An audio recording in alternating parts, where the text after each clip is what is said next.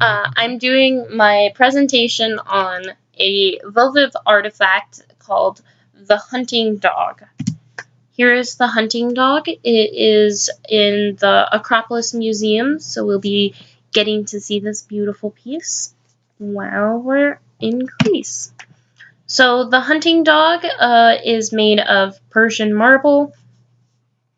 It was found at the sanctuary of Artemis in Bulron. The material and size of the piece was very reflective of the time period as well as the social and financial status of the giver of the offering.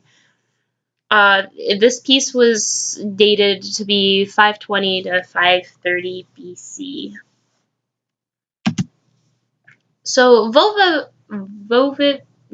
votive offerings are very wide-ranging in their size and shape and what they are actually made out of. They are offerings to a goddess. This particular hunting dog was probably an offering to the goddess Artemis, as it was found at her temple.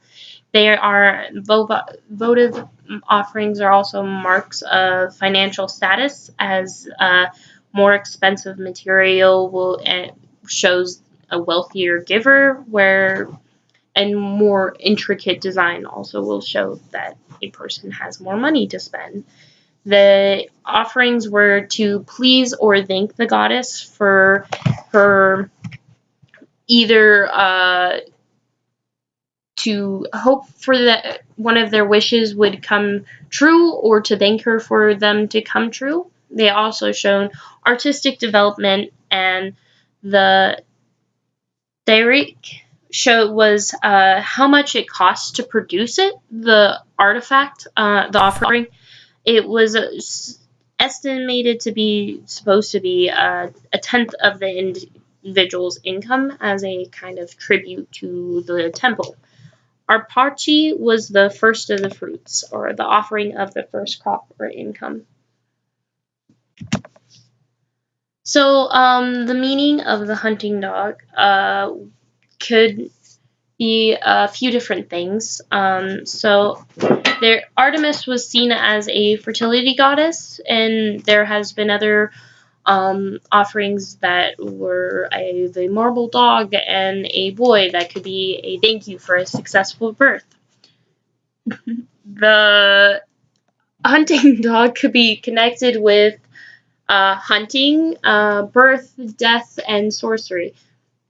Hunting parties would often include gods and heroes and ordinary men, or one of any of them, as a show to connect with the gods and heroes that they would idolize and bring balance to their life.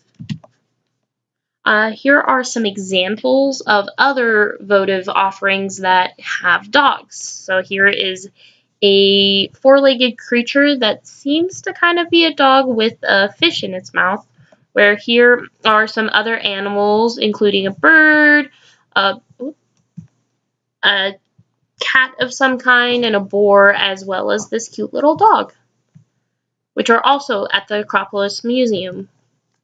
So who would leave the offerings? Aristocratic families, wealthy professional manual workers, washerwomen, and bakers. Anyone that would visit the temple could leave one of these offerings or as a thank you present, or to try and please the goddess, to try and grant her their wish. The history of dogs in Athens is very long. They started as they started with helping hunters and gatherers when they were before starting to civilize or settle down in bigger city states.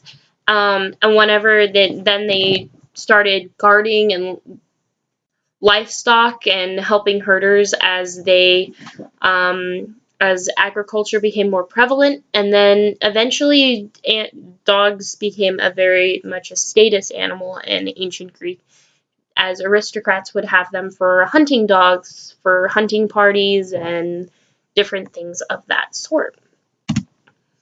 So dogs were able to provide companionship. They were practical, ideological, and sentimental, much as some of the practices that they still offer today. Dogs still offer companionship. They can be practical when used for hunting, or still for hunting and herding.